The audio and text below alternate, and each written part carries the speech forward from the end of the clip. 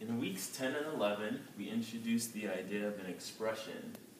An expression is a mathematical phrase that contains numbers and or variables using mathematical operations. An expression is a representation of a value. So here's what we've done with expressions so far. In words, we have the sum of a number and 7. Now, when we say a number, we're talking about 5. We're talking about 7. We're talking about several different numbers. And so we can assign a variable. So we want to assign a variable, and we'll say that this number is q. So really, this is the sum of q and 7. Now, in mathematical symbols, we need to know that the sum tells us to add, so it's a plus sign or addition, and we write q plus 7. Now, it's important to be able to identify the operations in all of the phrases given. So when you hear the word quotient, you should know division. When you hear the word product, you should think multiplication. And you can refer back to the video on the order of operations if you want to review all of the operations and their keywords. Here, to evaluate an expression with variables, we need to substitute. So we're going to do some substitution here. We need to substitute the variable for whatever it's equal to. So for the expression q equals 7, when q equals 5, we want to substitute the q for the 5. We get 5 plus 7. Now 5 plus 7 is 12. So the value of q plus 7 when q is 5 is 12. Now, before we even get to this q plus 7 when q equals 5, some students would say, why isn't q plus 7 equal to 8q?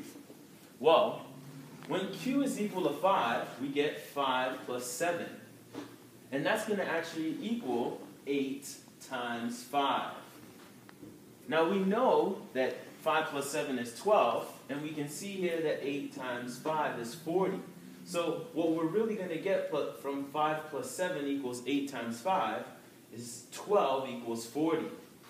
And because 12 doesn't equal 40, q plus 7 does not equal 8q. Now, there is one small thing that we want to look at right here, and it's literally small. Q plus 7 could equal 8q, but that's only true when q equals 1. Now, we know that q is a variable, so q could equal any number, and we don't want to limit q to just equaling 1 by saying 8 plus 7 is equal to 8q. So there is one case where it's true, where realistically we can't generalize the value of q plus 7 by saying 8q. Now, in class, we've also discussed the expressions 2k and 2k plus 1 for integer values of k.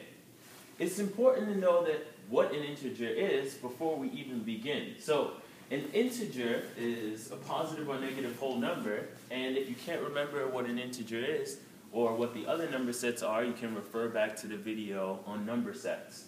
So here we see 2k is 2 times k, and if I'm thinking 2 times k, then I know that I need to multiply whatever the value of k is by 2.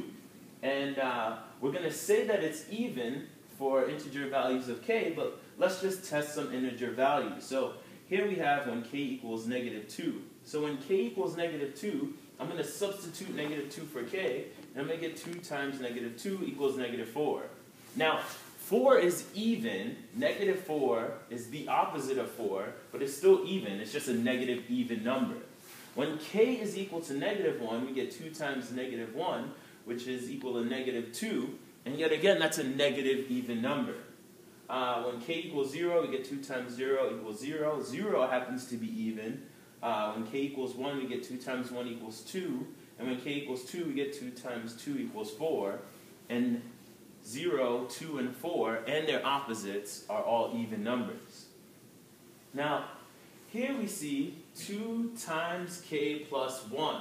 So I know that I'm supposed to multiply 2 by whatever the value of k is, and then add 1 to that. And that's also by the order of operations. Multiplication comes before addition. So we say that 2k plus 1 is odd for integer values of k, and so we test the same integer value. So when k equals negative 2, I'm going to substitute negative 2 for k, and I'm going to get 2 times negative 2, which is negative 4, and negative 4 plus 1 is negative 3.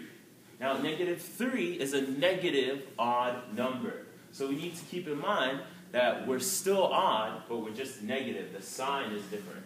So here we have k equals negative 1. I'm going to substitute negative 1 for k, and I'm going to get 2 times negative 1 plus 1, which is negative 2 plus 1, which is negative 1. Now, we look at k equals 0, and we get 1, which is odd. We look at k equals 1, and we get 3, which is odd. And we look at k equals 2, and we get 5, which is odd. And actually, if we continue to plug in integers above 2 or below negative 2, we're going to continue to get either positive or negative odd numbers.